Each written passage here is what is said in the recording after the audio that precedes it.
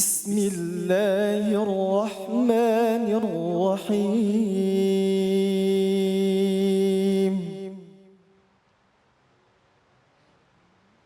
قال رب بما أغويتني لأزينن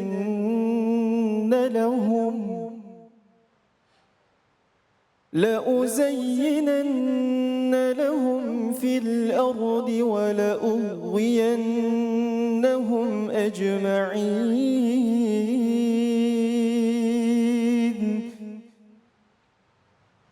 إلا عبادك منهم المخلصين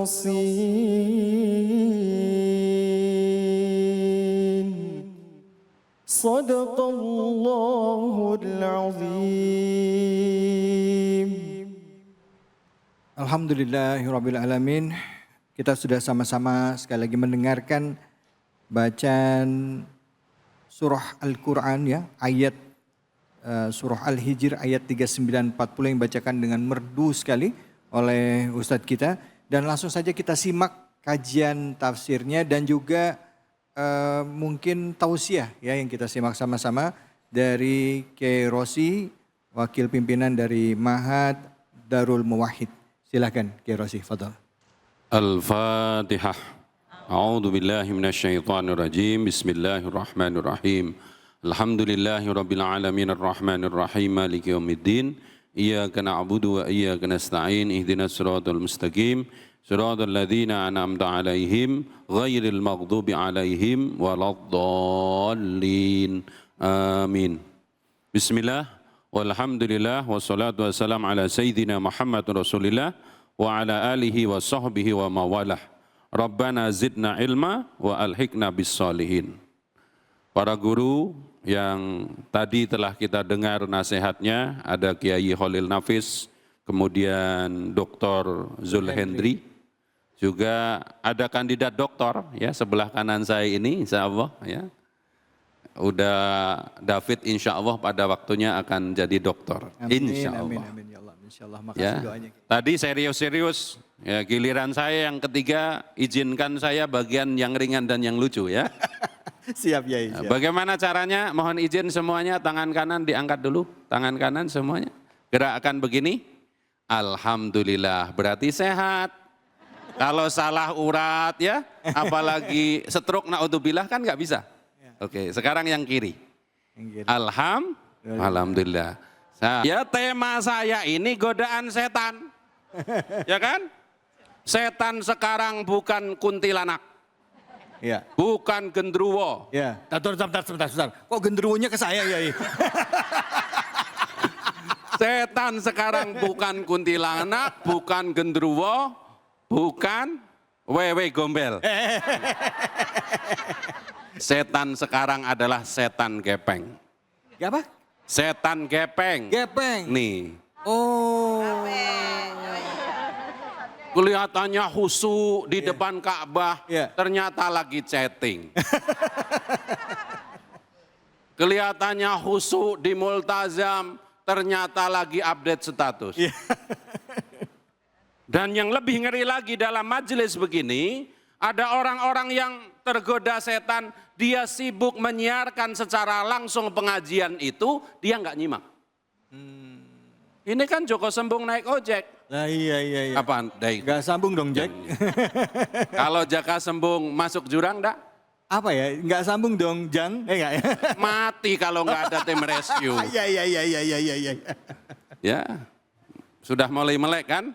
Kadang-kadang kalau segmen terakhir ini ya ustadznya sakti dah. Kadang kelihatan, kadang enggak. Kadang kelihatan kan sakti. Sebelum saya benar-benar sakti, saya harus melakukan ini, ya enggak? Oke ya, bismillah.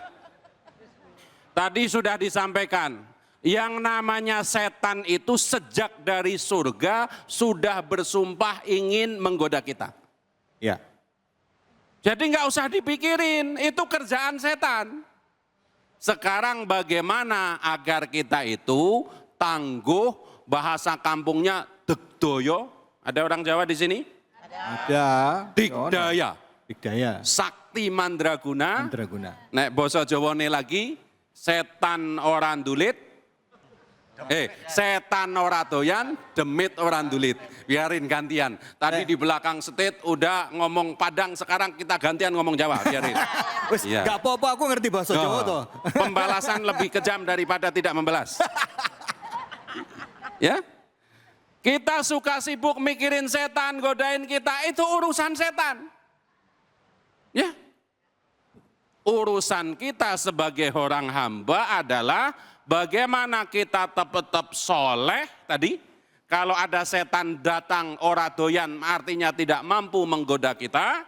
Kalau ada demit datang sama sekali enggak endulit. Dulit itu apa artinya? Dulit itu demok, nyolek gitu loh. Oh iya.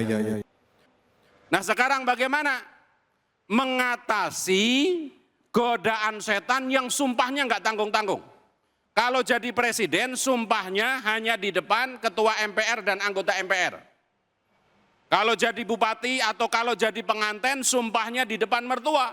Sedangkan setan sudah bersumpah di hadapan Allah ingin menggoda manusia. Tetapi kalau ayat ini diteruskan tadi ada ujungnya. Ada orang yang bahasa Jawanya tadi. Setan ora doyan demit orang dulit. Apa? Ila ibadaka minhumul mukhlasin. Maka kalau kita tidak ingin digoda setan, maka berjuang menjadi orang yang ikhlas. Ikhlas itu bukan tanpa pamrih. Ada sebuah kitab dipelajari di pesantren, syarah dari kitab Safinatun Najah namanya Kasifatus Sajak. Ditulis oleh ulama Banten yang wafat di Mekah, dikubur di Ma'la namanya Syekh Nawawi Banten. Ikhlas itu tingkatannya ada 3. Jadi ini dalam rangka melawan setan, kita melakukan apapun, ya ibadah, ya kerja, apapun, koridornya ada di 3 hal. Ya, sebut ibadah. Sholat, ngaji, niatnya untuk apa? Yang pertama, niatkan karena bersyukur kepada Allah.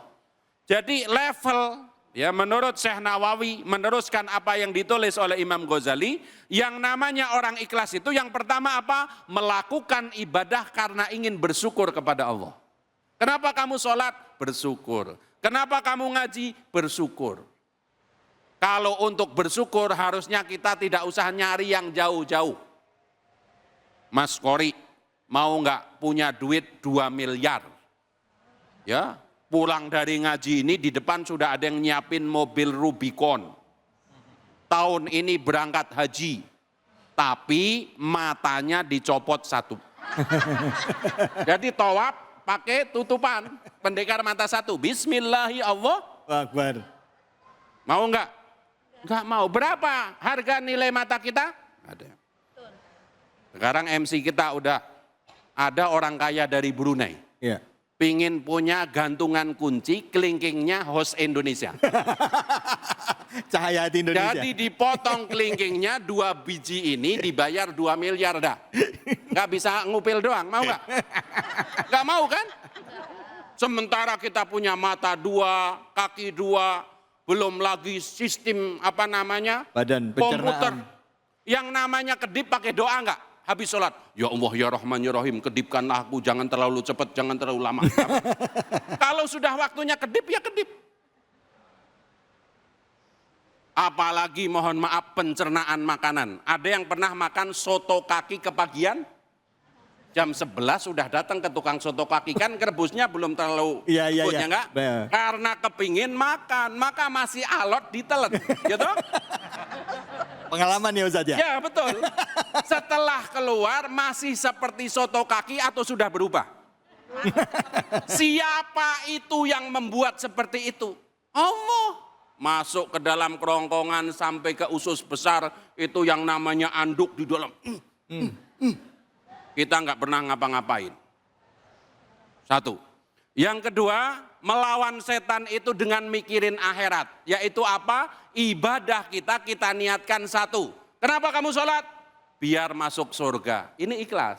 Karena yang menjanjikan surga itu Allah. Kenapa kamu puasa? Takut masuk neraka. Takut masuk neraka juga ikhlas. Karena yang ngancem neraka itu Allah. Di balik itu ada Allah.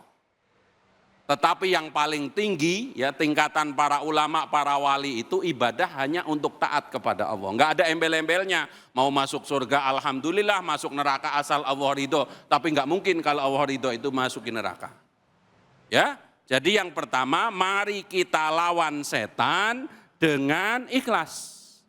Karena tadi janjinya, janji Allah ini malah mohon maaf bukan janji Allah, sumpahnya setan.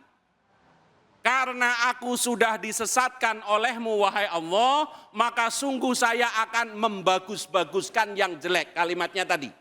Ya, sesuatu yang maksiat sama setan dipoles. Organ tunggal itu mohon maaf, kalau penyanyinya kurang baju lebih menarik dari ustadz yang rapi kan? Ya, pasti lebih rame, ya, seperti itu. Jadi, seperti itu. Yang kedua, yang ketiga, satu apa tadi emang? Yang tadi itu tentang keikhlasan Ustaz. Ya. Sama Allah, kita harus dengan rasa syukur. Ya. Yang kedua tadi karena apa Bu? Ingin masuk surga atau jauh dari neraka. Yang ketiga hanya taat kepada Allah. Yang kedua, solusi untuk dijauhkan dari godaan setan, kita punya ketenangan, maka punya amalan istiqomah. Ya. Janji Allah dalam surat Fusilat, innalladzina qalu rabbunallahu summastaqamu tatanazzalu alaihimul malaikatu alla tahafu wa la tahzanu wa absiru bil jannati allati kuntum tu'adun. Siapa yang mengatakan Tuhanku adalah Allah berarti dia syahadat. Summastaqamu kemudian dia konsekuen dengan kata-katanya itu sehingga dia beribadah, sholat dengan istiqomah tiap hari, zakat setiap tahun, apalagi punya amalan istiqomah setiap habis sholat selalu istighfar, macam-macam. Maka orang yang istiqomah bonusnya tatanazalu alaihimul malaikatu. Allah menurunkan malaikat, yang malaikat itu membantu ke dalam dirinya. Jangan takut, jangan sedih. Jangan takut, jangan sedih. Kalau bahasa kitanya itu biar yang berantem sama setan itu malaikat. Iya. Kan kita punya amalan istiqomah, Allah nurunin malaikat. Ada setan mau godain kita, jangan macam-macam lu. Itu orang istiqomah. Lu berantem sama gua, malaikat begitu. Tapi kalau kita masih suka takut, lewat kuburan takut, baca ayat kursi, ya, dikit-dikit. Yang lebih parah itu kecelakaan, nabrak orang, baca ayat kursi. Kan yang ditabrak tersinggung, emang gua jin, ya enggak? Kan suka ada ya, kita naik motor, jebret, nabrak orang. Saking refleksnya, cuman, emang gua setan. Seperti itu. Jadi mudah-mudahan ada 2 tip yang perlu kita lakukan menurut ulama kita. Kalau kita ingin tidak diganggu setan, berjuang untuk ikhlas. Iya. Ikhlas itu terserah, pintunya bisa karena bersyukur kepada Allah, takut neraka, ingin masuk surga, atau taat kepada Allah. Yang kedua, miliki amalan istiqomah. Biar punya amalan istiqomah, saya punya guru mengajarkan sebuah doa yang semuanya insya Allah pasti mampu. Contoh, habis sholat rata-rata orang awam, Allahumma lantas jalan. Kan, Assalamualaikumnya kan? Maka mulai sekarang, kalau habis sholat, Allahumma anta salam. Sambil kalau malas baca doa ini. Bismillahirrahmanirrahim. Yuk. Bismillahirrahmanirrahim. Allahumma paksain. Kira-kira begitu ya. Mudah-mudahan ya kita ikhlas, kita punya amalan istiqomah. Kalau lagi males istiqomahnya paksain. Saya kan nggak ganteng-ganteng amat, makanya saya maksain untuk senyum. Kalau suruh lomba, ya silakan ada yang bertanya, Bu. Tapi ingat ya, kalau bertanya jangan suka mempersulit orang lain. Singkatnya pertanyaannya, jangan susah-susah ya Bu. Silakan Ibu. Assalamualaikum Ustadz. Waalaikumsalam. Perkenalkan saya Ibu Uci. Saya ingin bertanya Ustadz, saya seorang wanita karir. Tapi belakangan ini saya ada keinginan untuk berhenti bekerja. Tapi juga ada kekhawatiran saya bagaimana kehidupan kami selanjutnya, terutama soal pendidikan anak-anak dan kehidupan yang lainnya. Bagaimana saya tahu sisi yang merupakan godaan setan? Apakah keinginan untuk berhenti bekerja atau kekhawatiran bila saya berhenti bekerja? Demikian Ustadz pertanyaan saya. Baik. Baik. Wah, ini Ustadz, ini nggak komit ini Ustadz. Kenapa emang? Kan pertanyaan jangan susah-susah. Oh. Heeh. Enggak, tenang. Saya sudah diajari guru saya punya jawaban untuk seluruh persoalan. Udah ada Ustadz ya? Ya. Oh siap. Ya kalau susah banget saya tinggal jawab, maaf saya belum tahu jawabannya kan gitu. Tapi insya Allah saya bisa jawab yang ini. Siap, Ya. bercanda. Jadi begini ya, pertama tadi kan sudah dijelaskan ada fikihnya, nazar dan sebagainya. Wanita bekerja fikihnya bagaimana? Lihat situasi dan kondisi. Kalau tidak terjadi fitnah, kerjanya bagus ya, tidak meninggalkan kodratnya sebagai istri, sebagai perempuan nggak masalah. Tetapi kalau tadi ya meninggalkan kodratnya perempuan, misalnya tukang ngecat ngecat mobil atau benerin platform bolong gitu ya. Ya, kalau kerja-kerja yang pantas untuk wanita enggak menjadi masalah. Ya, guru kami, para ulama mengajarkan jangan melakukan sesuatu yang penting karena nafsu. Ya, berhenti bekerja karena nafsu atau melakukan sesuatu harus karena niatnya yang benar. Wa ma umiru illa liya'budullaha mukhlisina lahuddin. Kalau perkara rizkin tadi sudah dijelaskan oleh Kiai Khalil Nafis. Arizku biyadillahi wahdah. Wa ma min dabbatin fil ardi illa 'alallahi rizq. Pokoknya masih hidup pasti dapat rizki. Coba orang sakit kerja enggak? Di rumah sakit enggak kerja. Tapi datang apel, datang kongguan asli ya. Ya, kalau Ramadan kadang ada kongguan palsu isinya rengginang. Kalau kita lagi sakit datang itu kongguan beneran. Jadi, mohon maaf. Datang kaleng biskuit yang isinya rengginang. Nah ya? itu tadi kan palsu. Jadi coba komunikasikan baik-baik ya. Kalau masalah suami penghasilannya lebih rendah, itu yang harus belajar lagi ilmu tauhid. Karena apa? Yang namanya rizki tidak ekvivalen atau tidak identik dengan jumlah. Bisa jadi jumlahnya ya tidak banyak tapi pas-pasan. Pas mau bayar kontrakan ada, pas mau beli rumah ada, pas mau perawatan ya, keling ada. Pas mau beli tas. Ada, mau beli- ikut jalan-jalan ke Turki sama Uda David, ada. Ya seperti itu. Jadi gini, identik orang itu dengan yang namanya sakinah, ketenangan. Ketenangan itu bukan karena duit, bukan karena pekerjaan, tapi diturunkan oleh Allah ke dalam hati. Qur'annya mengatakan, huwaladzi anzala sakinata fi qulubil mu'minin. Dialah Allah yang menurunkan ketenangan ke dalam hatinya orang yang beriman. Dengan cara apa? Menambah iman yang sudah ada, tambah tebel. Ya, jadi mari kita berjuang, Ibu. Ya istikharah, kalau masalah keluar dari kantor itu istikharah, jangan pakai emosi. Ya, mudah-mudahan ditolong oleh Allah Ta'ala. Baik, Kira-kira seperti itu.